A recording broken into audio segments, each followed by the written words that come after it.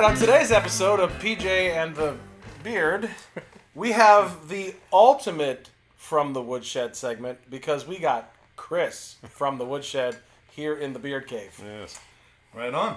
So, a while back, we did an episode on this guitar. And we did two, maybe an unboxing, another episode on this. So this is the Firefly Double Cut.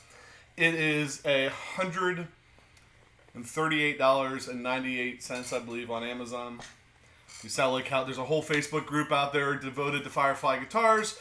If you want to learn about them, that's the place to go. Those guys know everything. They got hollow bodies, they got thin line tellies, and they have the juniors. So lots of cool stuff going on with those. So the question we're asking tonight: can you take a $139 guitar that you bought on Amazon and have it be playable out of the box pretty much? So on this one, we did change one thing. We changed the bridge. We bought a $12 bridge off of eBay. And if you want to know what bridge that is, you can just go to the Firefly Facebook group. Because you posted it. Yeah, they might have better ones. Yeah. They might have better ones recommended at this point, too. We did change that. But so we gave the guitar to Chris. You've had it for a week or two. A couple weeks. Yeah, about Right. 2 weeks. Yeah. And said, all right. First of all, we don't see any point taking a $139 guitar, putting $500 into it to make it better. So, Chris is here tonight to kind of give his checklist. Okay, here's what's good, the good, the bad, and the ugly. And if you were going to put money into it, what money would you put into it? Where would you start? Absolutely. That kind of stuff. Okay. So you've had it for, first of all, how's it play? How's it sound? How's it sound? How does it sound? So, this is Chris, a PV Classic 30 drive channel with a Barber Electronics drive in front of that.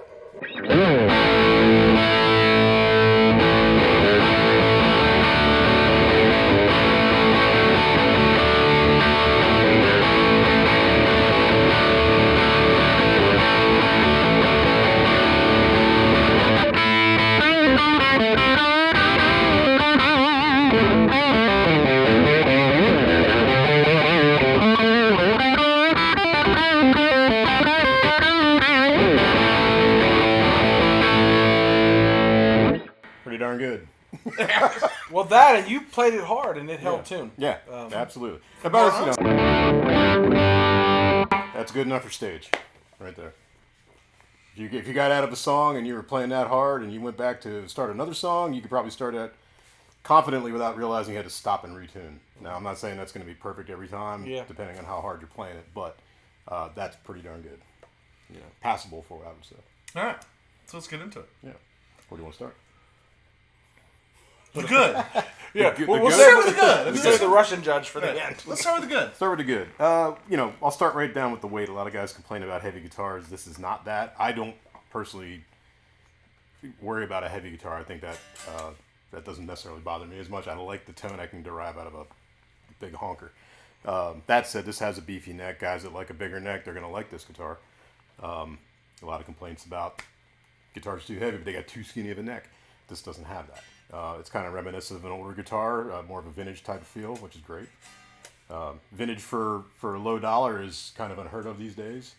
That word is a dangerous word. It brings the price tag up. Right. But this actually does feel pretty good. It gives you more of a handful feel. The playability is pretty good. I would say right out of the box, you made a couple of minor changes right before I got it. You changed the bridge out, but overall, I thought it felt pretty decent. Had to do a little bit of work here and there, fretwork and nutwork. We'll get into that later. Tuners seem to hold tune pretty well. They have a nice action to them. There definitely is better stuff on the market if you want to spend the money. I'm sure that's elective if you want to do that. But you don't have to if you don't want to. So if you're a beginner guitar player, tuners are good enough. Yes. If you're a guy that... If you're an intermediate player, the tuners are good enough, I believe. All right. If you're a guy that's like, hey, I'd like to have a junior, but I don't want to spend $1,000 on a junior, tuners are... I might play it like for a song or two once in a while. Sure. Tuners are good enough. Yeah, absolutely. Good enough. So you wouldn't be running out to spend money to buy new tuners right out the gate. Yeah. Unless this was maybe your main guitar and you are gigging with it. Yeah, and if we're all creatures of habit when it comes to guitar players playing. So, like for me, if I buy a Gibson guitar and it has the deluxe press back style tuners on them with the plastic buttons on them. Usually they're going to go away pretty quick, and I'm going to put a set of Grovers on. It's just what I like. I'm used to it. I know how it feels. I know how they work. So, being a creature of habit that way, sure, I'd probably make a change if I thought necessary. But for most other people that are not going to run out and spend that dollar right after they spent the money, you can get away with these just fine. Okay. I would say beginner, intermediate, even light duty gigging, these are fun. That being, one of the really good aspects of the guitar itself. The electronic wise, pickups, they sound fine. You just heard riffing and doing some lead work on it, and they seem to be holding their own just fine. And you rolled the volume back, so the pots are pretty dynamic. Yeah, they are actually very much. More dynamic than some of the stuff that you're going to find on a more expensive guitar. Well, they actually have the taper that I like Yeah. on here more so than you would on any Gibson that I pick up. It does happen that way. Show them that real quick, because I mentioned it's probably only fair because I heard it and they didn't. Yeah, so. And these two are roll the volume back kind of guys. I'm wide open, but it was pretty impressive.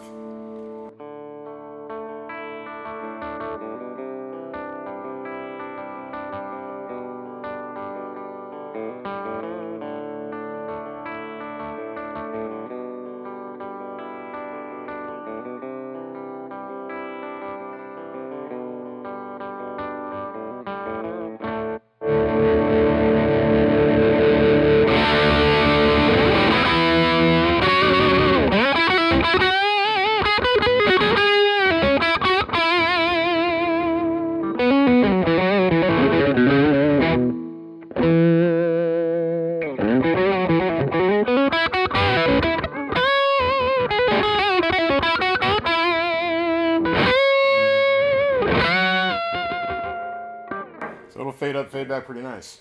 And it is cleaning up a little bit, but we have a lot of drive in its way. Yeah. Right, there's drive on the amp, Yeah. drive on the pedal. I'm a drive guy, so. So, Drove the whole way here. Yeah, I did. Look at the fish. Didn't with thumb of drive.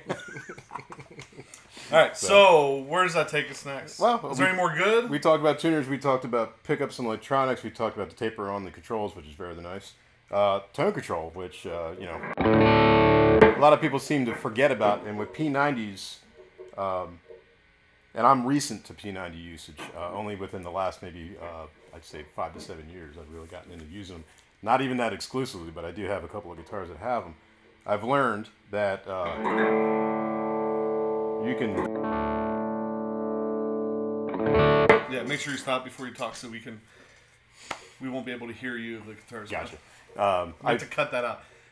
For all you out there, He's the editor. right. I have learned with P90s that you can make a lot of very subtle and not so subtle tonal variances if you actually use the tone control. Moreover than the volume control, you can make it sound a little more humbuckerish if you're wide open. You can bring it back and take some of the brain dart that can be, because it is a big fat single coil. You know what I mean? So they can be kind of bright, and depending on what manufacturer you're buying your P90s from, and these are stock to this company, they can be very bright sounding at times. So I've learned that tone controls are your friend when it comes to P90s, and a lot of other guitars too. So there's another really good aspect of it. Fit and finish work on this thing is pretty decent. Little things here and there, but if you're gonna get really picky, you probably should have bought a more expensive guitar. For what this is, it's pretty darn good. I've seen some not so great things coming out of out of what they call custom shops for a lot higher dollar amount that didn't, that had worse issues than what this does. Let's put it that way. So not bad there at all. Checklist. Yeah, I got a little checklist down here. So one thing I always look at, because I am in the repair field, when I open up a guitar's control cavity, back here, is the neatness of the layout. And I have to say that, this scores pretty high. I'd give it like a 7 out of 10, which is pretty good. It's not a bowl of spaghetti when you open up the back panel. And the wires aren't flying out. Yeah. If you need to get there and do any work, or you're going to make a change, you're not running into things, burning other wires with your soldering iron, things like that. So the layout was actually pretty nice, pretty impressive. I think as far as the good goes, that's going to cover most of it. And the bad isn't even really that bad, but there are going to be some things that you're going to find that, when you're spending $140 about for a guitar, that it's not going to be perfect.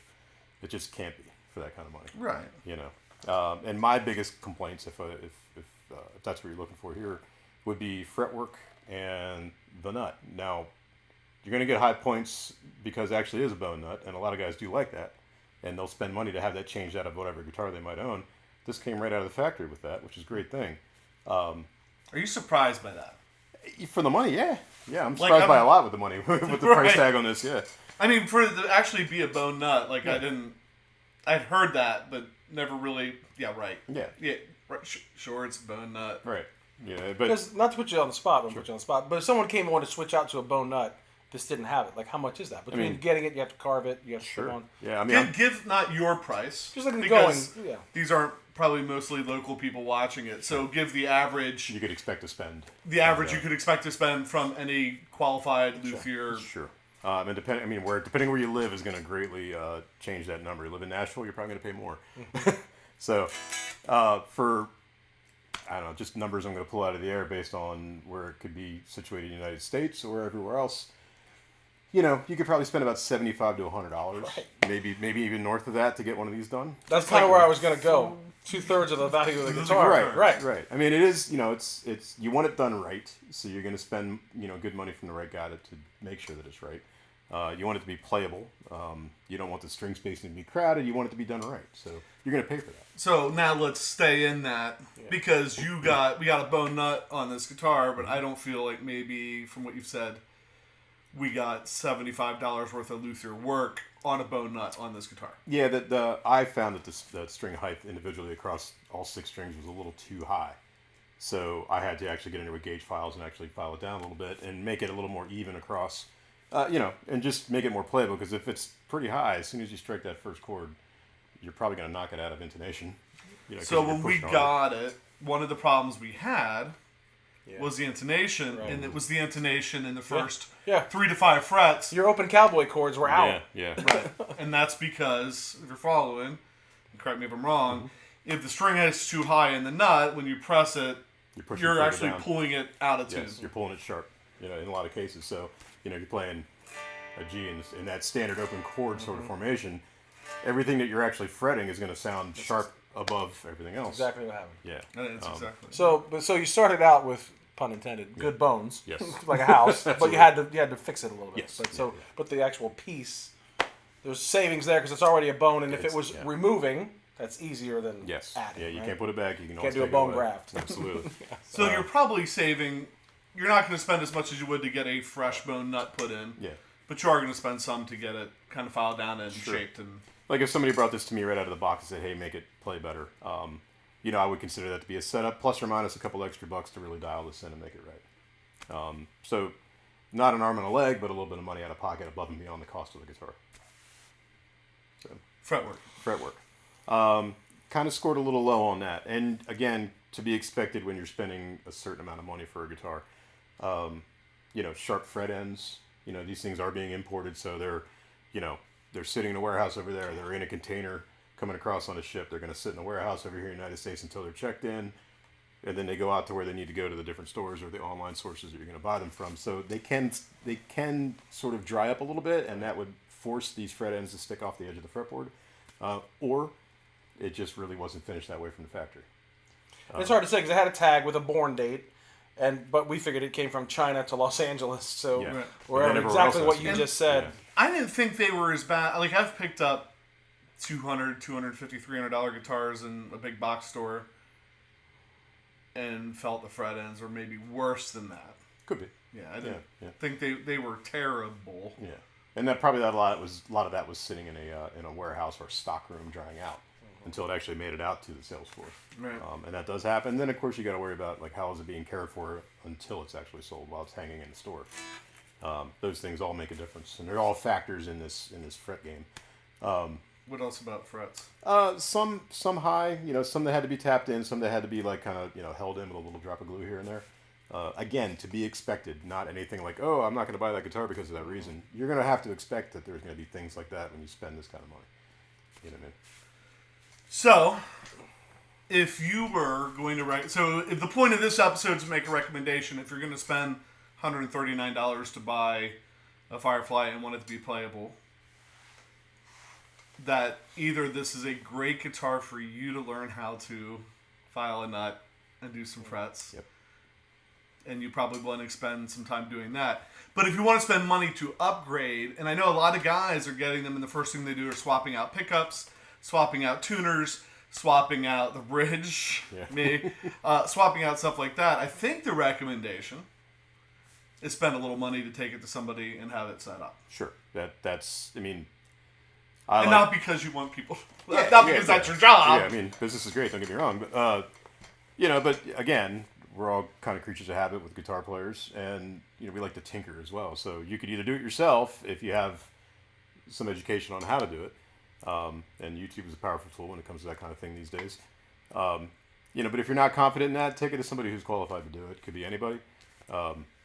And spend a little extra money above and beyond what you spent for the guitar, and you're probably going to walk away with something you really, really dig that you still are in affordable range. So in a number like $100 to $150 on service, I'd say probably above the guitar cost. Is that what you're saying? Yeah, the bone nut's already there, so you don't have to worry about that expense, but a little bit of work to dial it in and make it right. You're probably going to be, about $100 above what you spent. So you're still at $239, but now you have a professional setup on it. Sure.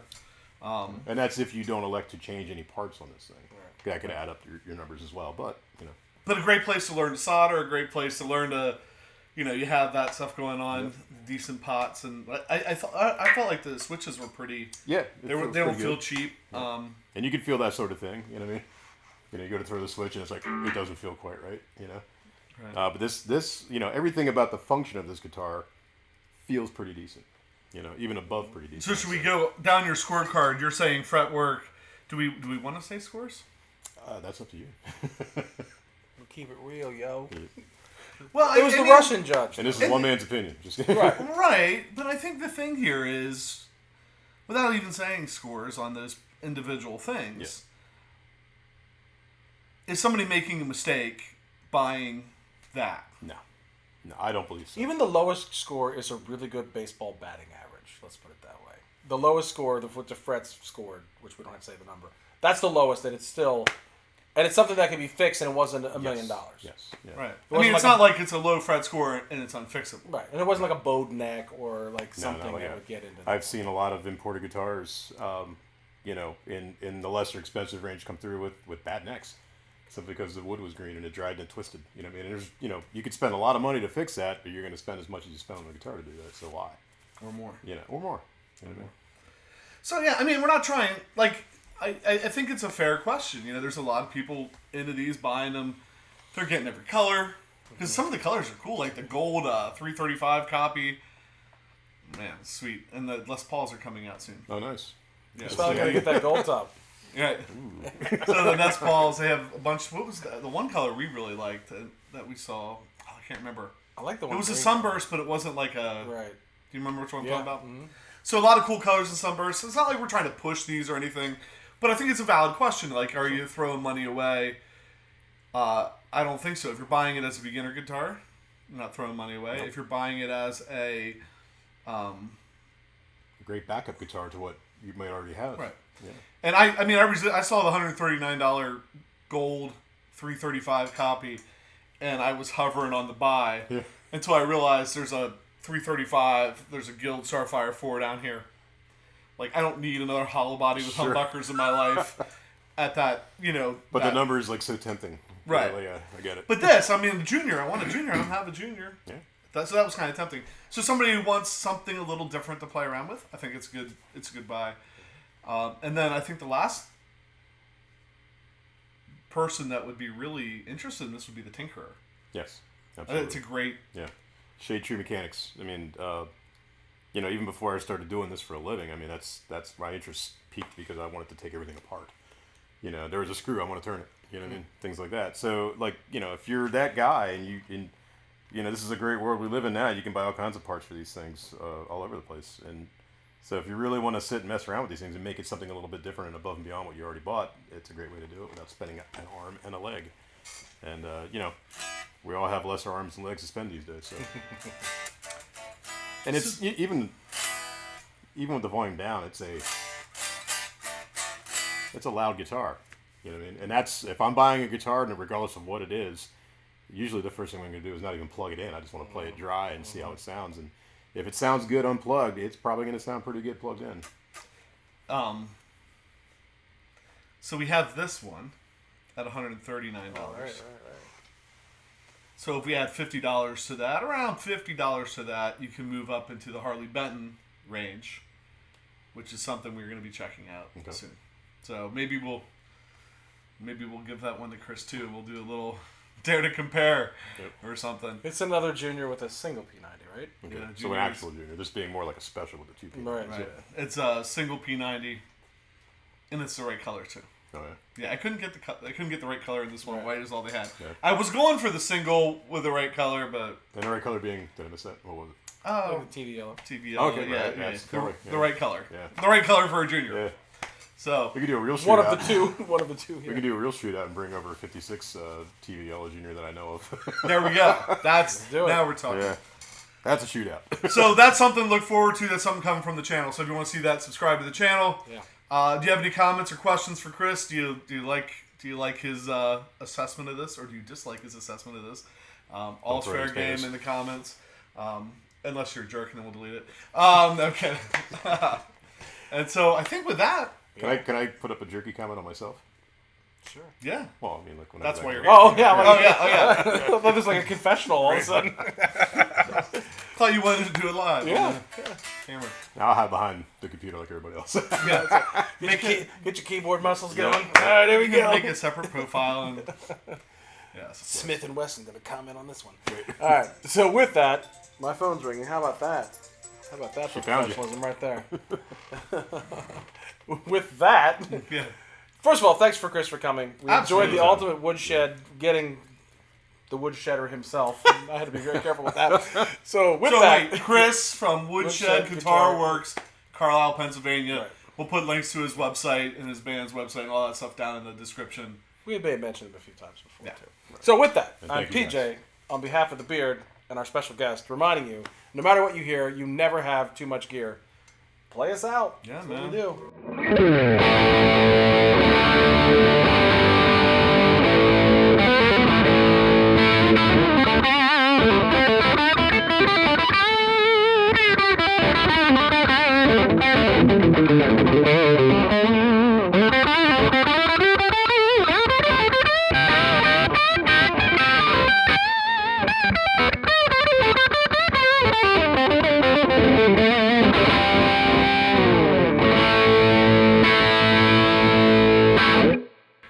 Oh yeah, They just don't know how good that sounds in the room. I know. They just Someone don't who know knows how what good they're that doing. sounds in the room.